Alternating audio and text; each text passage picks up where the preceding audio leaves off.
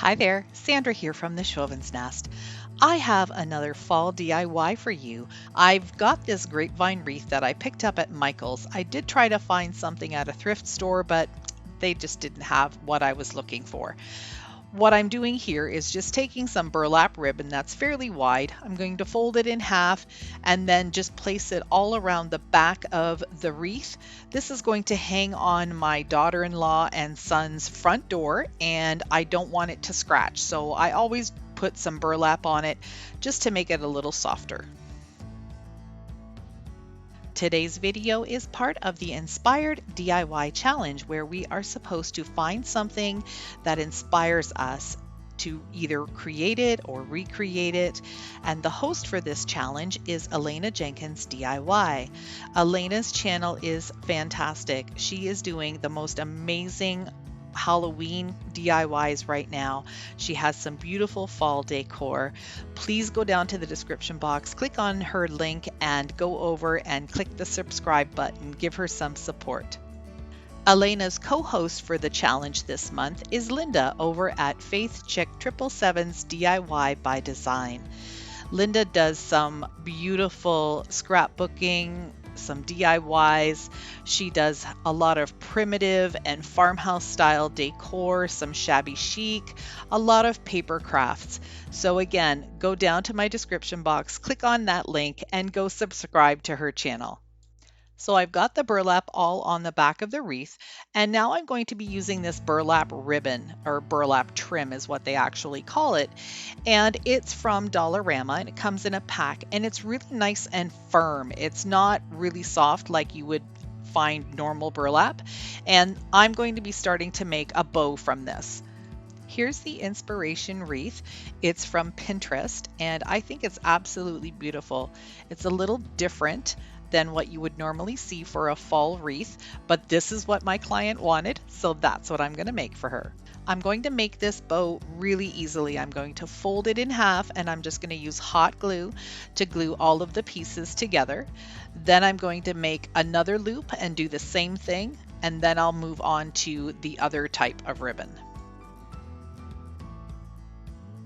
Here's the other piece of ribbon that I'm going to be using. It's this beautiful wired black and burlap buffalo check, and I just love this. It's absolutely gorgeous, and I'm going to do the same thing with it. I'm going to make a loop and hot glue it. I'm just going to make the loop a touch smaller than the original one. When you're done watching my video, I would appreciate it if you could go and click on that playlist link to see what all the other participants have created too. Now I'm going to assemble the ribbons together, and I'm making an X pattern with the two burlap ones, which are the same size. I'm going to just hot glue them together, and then I'll place the buffalo check on top and glue that one in place as well.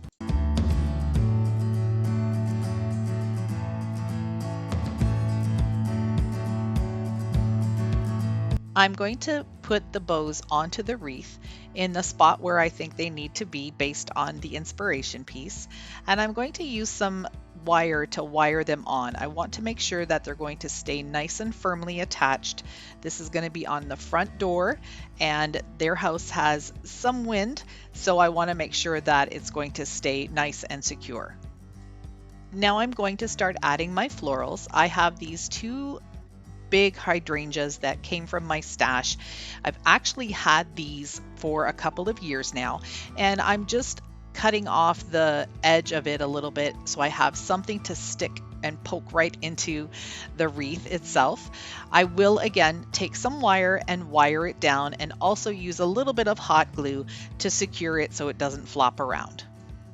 This is some eucalyptus that I got at my local Dollarama store. It was $1.25 for each stem. I am going to need to cut that stem down a bit, but it's going to be pushed into the interior of the grapevine wreath, and it will hold really well. What I like to do is put some hot glue on the end before I push it in. And here is where I'm just showing you that I always keep the ends of the stems that I cut off and don't need, because I can always use them for future projects. Again, I'm taking a piece of wire and securing it really well in place. I've repeated the same eucalyptus on the top side of the wreath, which kind of looks a little weird right now because I've got it turned so it can be in the camera. These large leaves are from the hydrangea. I'm going to put a couple underneath each of them just to give more of a filler look. And then I have some other greens that I'll add to it as well.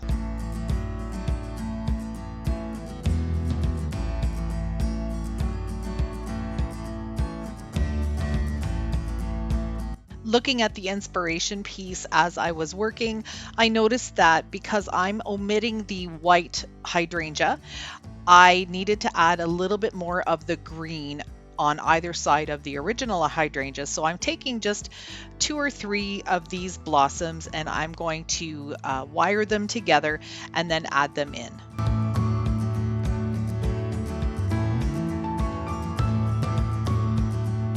The wreath is really starting to take shape, so I wanted to also add some of this wheat.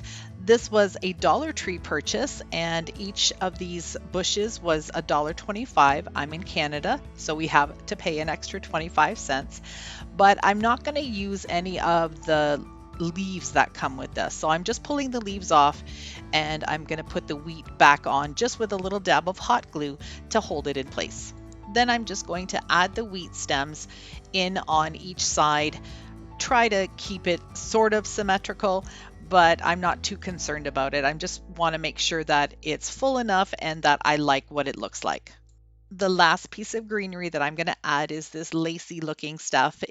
I'm not quite sure what it is, but again, I got this at my Dollarama, and I'm just going to cut off some of the pieces and add them in.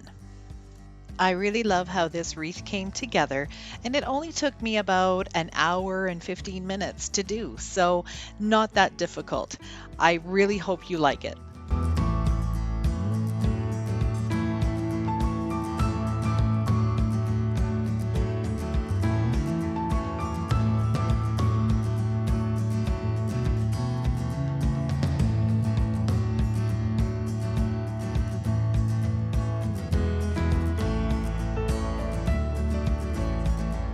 I'd like to thank Elena and Linda for hosting the challenge today. It was a lot of fun. If you like this kind of content, I'd love for you to stick around a while. Click that subscribe button right in between those 2 black arrows. I really appreciate your support. Thanks for watching.